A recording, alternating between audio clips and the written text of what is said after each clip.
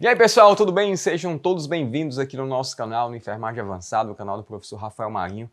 E hoje eu vou falar para vocês o seguinte, tá? Vou te dar dicas de como conseguir o primeiro emprego na enfermagem. Mas antes da gente continuar aqui esse vídeo, eu vou pedir para você curtir, compartilhar e se inscrever aqui no nosso canal, tá bom? Vamos para a vinheta.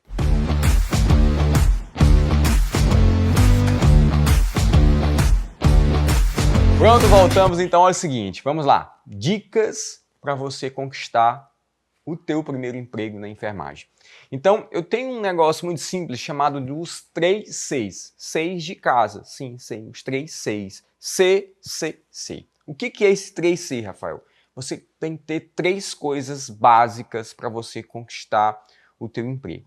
E ainda assim, isso não vai dizer que isso é fácil. Não vou dizer que você vai conseguir facilmente. Muita gente vai conseguir facilmente, outras vão conseguir com um pouco mais de dificuldade, porque isso depende muito de região para região.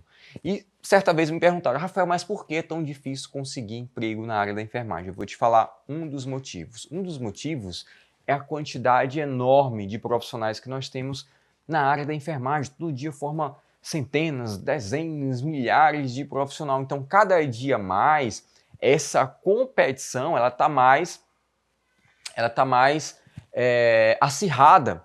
Então, o que acontece? Cada vez mais vai ficando mais difícil. E aí, o que acontece? Somente os melhores profissionais, somente aqueles mais preparados, conseguem as melhores vagas de emprego. É óbvio, não vou nem discutir aqui que existe aqueles famosos cabides de emprego, principalmente no interior, atrelado à prefeitura, né? Atrelado ao famoso quem indica, que tem uma indicação política, né? Porque amiguinho não sei de quem. Tem? Isso tem. Não vou dizer que não existe, existe. Só que eu vou dizer uma coisa para você também.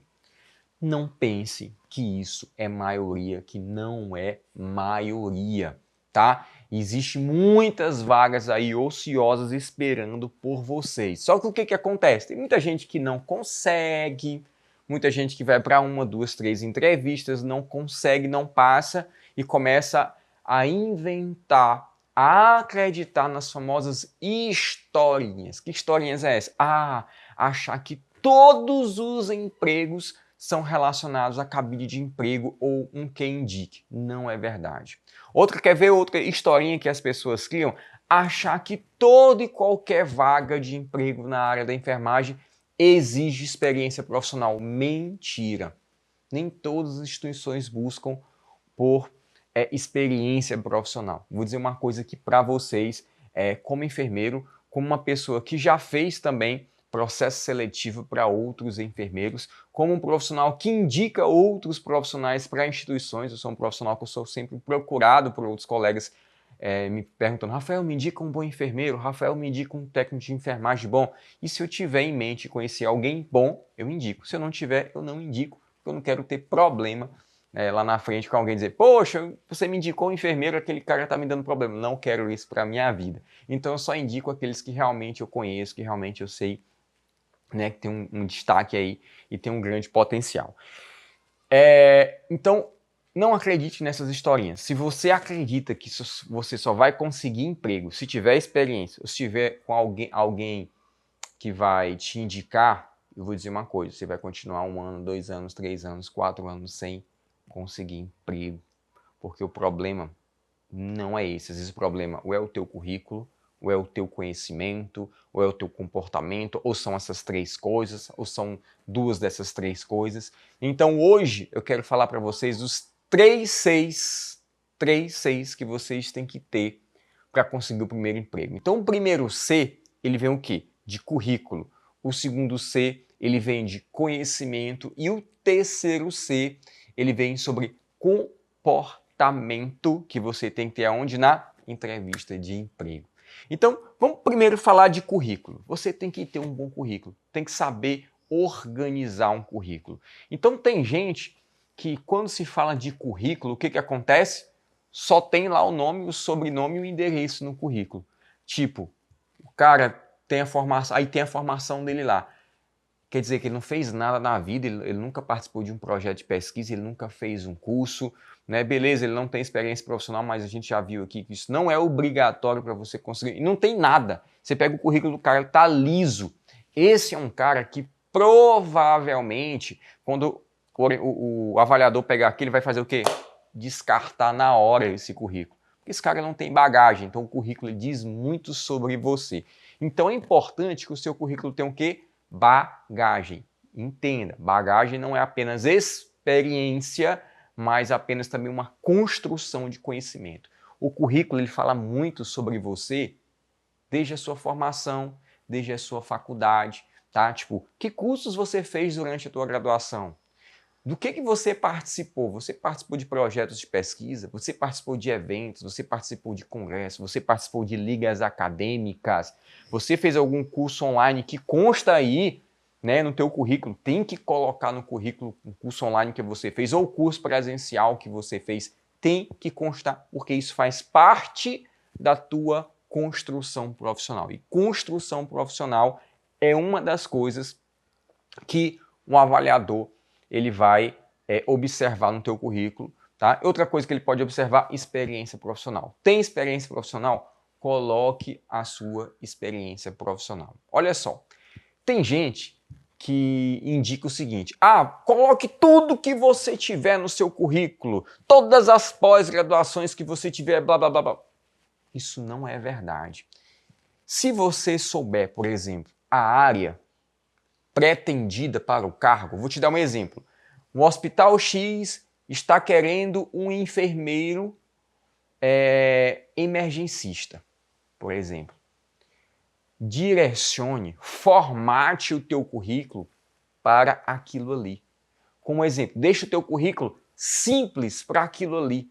Aí tem cara que tem 5 pós-graduação. Pós-graduação em obstetrícia, pós-graduação em tratamento de feridas, pós-graduação em emergência, pós-graduação em auditoria, pós-graduação não sei mais lá das quantas.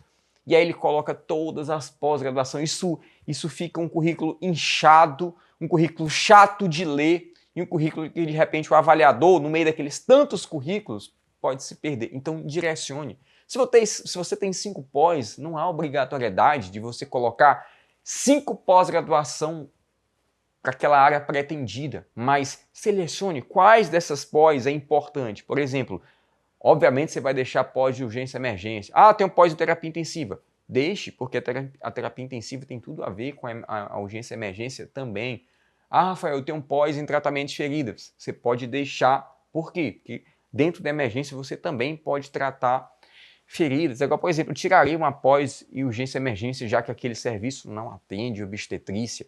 Tá? É um serviço de adulto, que só atende adulto. Eu tiraria, de repente, uma pós que eu fiz em pediatria.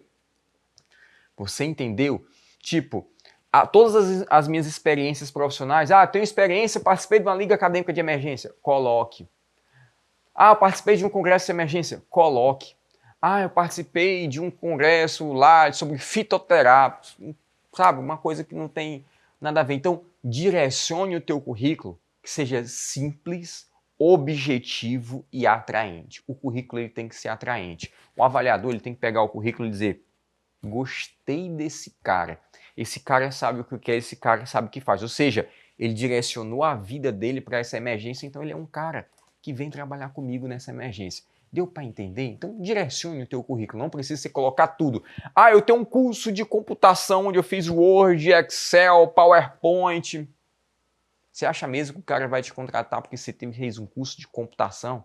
Computador, todo mundo hoje sabe manusear um computador, é obrigatório. Então ninguém vai te contratar porque você tem um curso de computação, por exemplo. Então direcione, simplifique o teu currículo para a vaga pretendida, se você souber qual é a vaga pretendida, tá? Isso é muito, muito importante. Então, o currículo, ele é um fator importante porque fala muito sobre você. Você tem que pensar que no currículo, menos é mais. Não significa que quanto menos você colocar, melhor. Não. O que eu estou falando é o que mais simples você colocar para aquela vaga direcionada, melhor.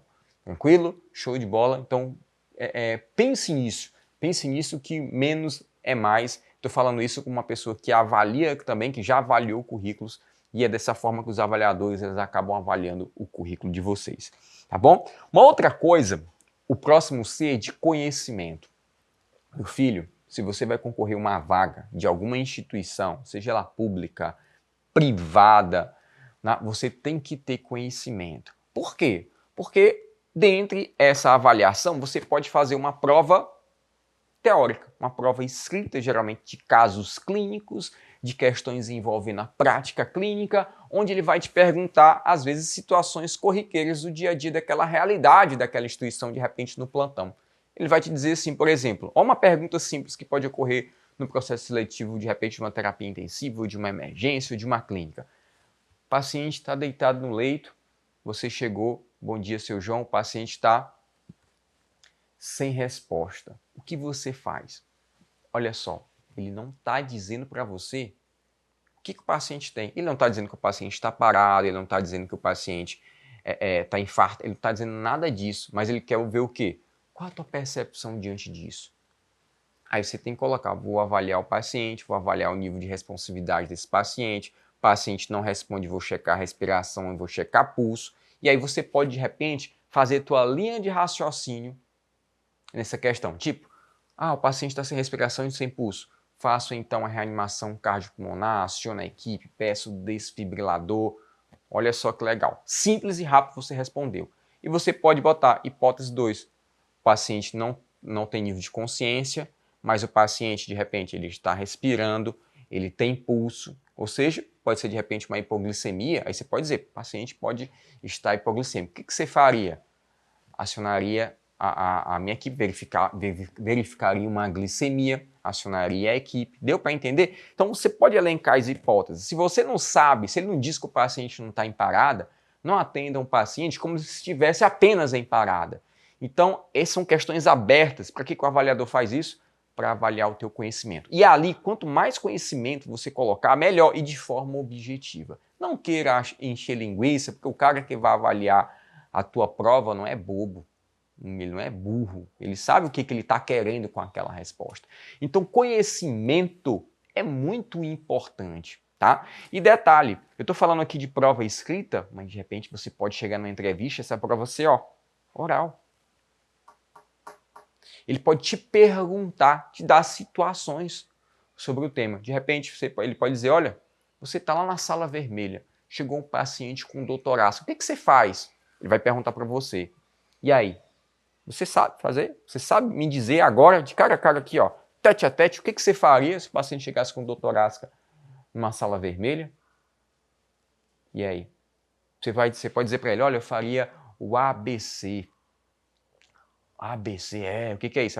Avaliaria as vias aéreas, avaliaria a ventilação, avaliaria a circulação desse paciente, acesso venoso, fazia um eletrocardiograma em até 10 minutos, acionava a equipe. Olha que lindo você responder isso de repente para uma pessoa dessa forma, né? A pessoa vai dizer, poxa, esse cara ele tem didática para atendimento, tá? Então, são coisas que você pode estar respondendo e com segurança. Você tem que ter segurança, porque olha, uma prova oral ali, de tete a tete com o avaliador, isso já é uma prova, mas também é uma entrevista, ele está avaliando você.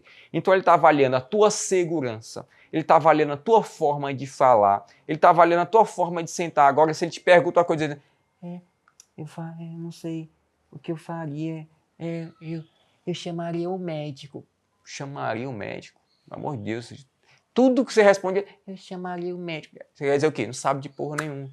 Você já está cascou fora, já não vai te chamar. Então, conhecimento, ele é muito, muito, muito importante nesse sentido, né? E se você sabe para qual, como eu já falei, para qual área pretendida você vai concorrer, estude previamente. Tipo, eu sei que eu vou concorrer para uma área de educação continuada. Aquele hospital, ele quer um enfermeiro de educação continuada. Então, você tem que estudar sobre educação, você tem que estudar sobre treinamento, você tem que estudar sobre atualização de protocolos relacionados a tudo na instituição. Segurança do paciente, infecção hospitalar, tudo relacionado a isso. Então, se prepare para a área no qual você vai concorrer. Não, Rafael, eu vou concorrer uma vaga lá numa maternidade. Está precisando de enfermeiro lá na maternidade, vou dizer o nome da maternidade aqui. Maternidade Benedito Leite, por exemplo, que é o nome de uma maternidade aqui do meu estado. Pronto, lá só tem o quê? Lá só tem enfermeiras obstétricas, enfermeiros obstétricos. Então você tem que saber sobre obstetrícia. Ah, eu tenho uma pós-obstetrícia. Importantíssimo. Mas você tem que saber atender uma urgência obstétrica, você tem que saber sobre parto, obviamente. É isso que vão te questionar. Mas se você vai querer concorrer, não tem uma pós em obstetrícia, não entende de obstetrícia, não sabe de obstetrícia, obviamente você vai ser uma carta fora do baralho. E aí depois você vai dizer, ah, é porque lá era apenas QI, é só para quem tinha político. Né? Porque é mais fácil dizer isso do que se preparar. Então muita gente inventa desculpa porque não consegue passar nesses seletivos aí. Então currículo e conhecimento é importantíssimo. Para a gente finalizar aqui esse vídeo, não vou tomar muito tempo de vocês, comportamento é muito importante. O que é o comportamento na hora da entrevista? Se eu te falar uma coisa, uma vez o entrevistador me falou uma coisa, e ele era um psicólogo, eu fiquei impressionado com o que ele me falou. O que acontece? A gente ia avaliar uns profissionais para ser professor de uma instituição de ensino. Olha só, e eu estava também como avaliador. E aí, esses profissionais estavam no corredor. E o psicólogo passou pelo corredor e entrou na sala. O que acontece? Ele já tinha passado o olho no corredor. Ele já tinha observado, antes dele chegar, o comportamento. Tinha, se não me engano, 6 candidatos. Dos 6 candidatos que estavam lá. Por quê? Porque isso quer dizer muita coisa. O semblante, a forma de você sentar quer dizer muita coisa. Se ele passa lá, tem um cabelo lá encostado na parede lá, mal vestido. Deu para entender? Tudo isso quer dizer, então você tem que ter postura, você não sabe quem está passando, quem está te observando ali. Então sente direito, bote uma melhor roupa que você tem para sua entrevista, uma roupa condizente para aquele momento, tá? Uma roupa condizente para aquele momento ali, apresentável. Então se apresente bem, se apresente bem.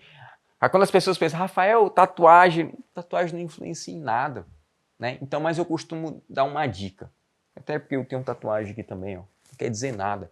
Mas eu tenho uma dica. Vai pro primeiro emprego, se você tiver tatuagem, vai de camisazinha mangas compridas, porque de repente você não sabe a percepção daquele cara que está lá te assistindo, te avaliando.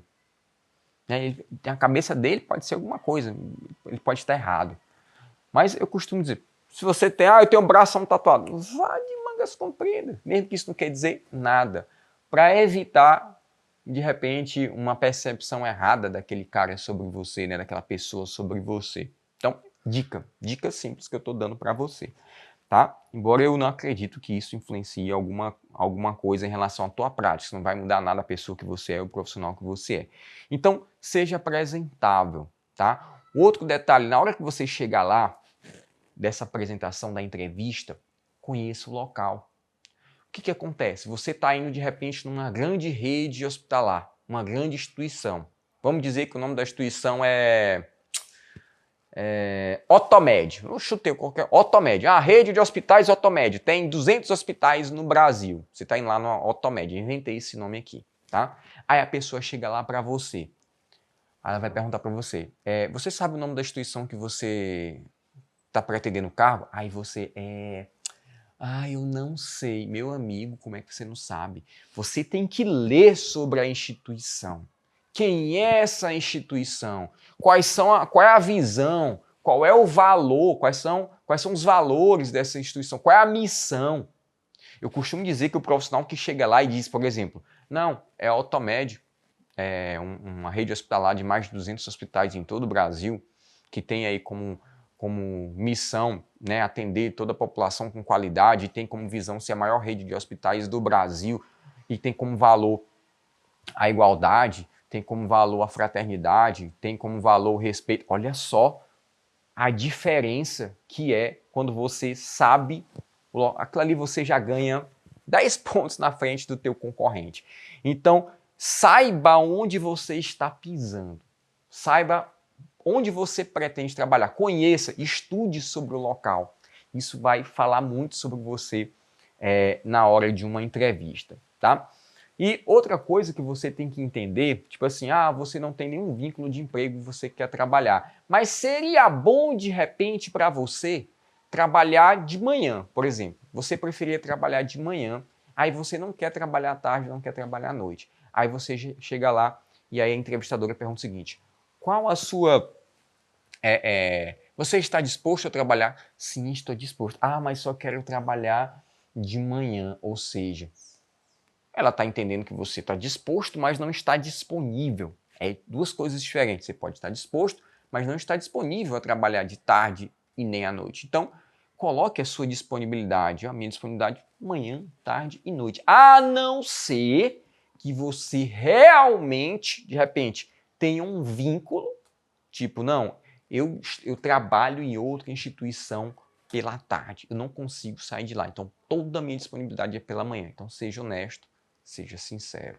Tá? Não, eu faço faculdade, né, à noite, por exemplo. Eu só tenho disponibilidade manhã, de tarde. Então seja honesto com o avaliador. Caso contrário, se você não faz, não tem nada que lhe comprometa de fato, qual é a tua disponibilidade?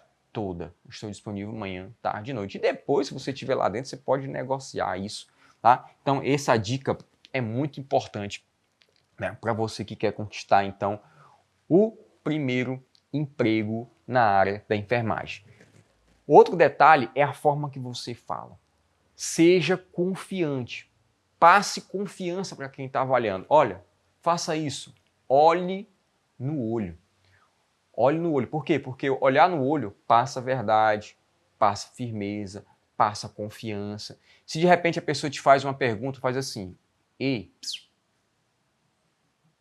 por que você quer trabalhar na minha instituição? Por que você quer trabalhar aqui? Vai dizer: ah, eu quero trabalhar aqui porque eu estou precisando de emprego. Nunca fale isso. Por que você quer trabalhar? Essa é uma pergunta que vão te fazer. Por que você quer trabalhar aqui?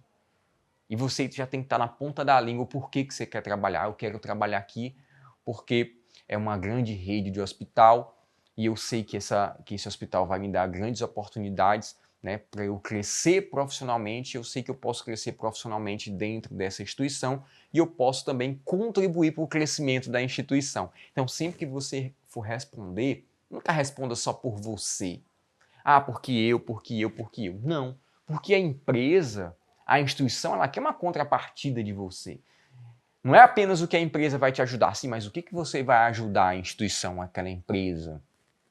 Você vai ajudar aquela empresa a crescer, você vai ajudar aquela empresa a ser melhor. Você deu para entender? O avaliador, ele quer isso, ele espera isso de você, tá? Existem muitas perguntas que são feitas dentro da entrevista, inclusive eu dou uma dica completa sobre isso, sobre entrevista de emprego, o comportamento na entrevista de emprego, lá dentro do Nurseflix, lá no nosso papo de plantonista. Você que não é pupilo do Nurseflix, ó, nesse endereço aqui, ó, www.nurseflix.com.br, eu te dou todo o conhecimento, muito conhecimento, né, e dicas para você crescer na profissão, para você se destacar profissionalmente, né, e para você conquistar o seu primeiro emprego, ou mesmo melhorar o emprego que você já tem, para um emprego melhor, subir de nível da profissão, tá bom? Então espero que você tenha gostado dessas minhas dicas aqui. Se essas dicas te ajudaram, compartilhe esse vídeo, tá? Deixa o seu comentário aqui para eu te responder e se inscreva no nosso canal, tá bom? Vou deixar o endereço aqui embaixo no Nurseflix do nosso vídeo, tá bom? Você pode clicar e ser redirecionado então para a nossa plataforma, tá bom? Grande beijo, um abraço, espero muito que você consiga aí conquistar o seu primeiro emprego e espero muito também te ajudar nessa caminhada. Tamo junto, um abraço.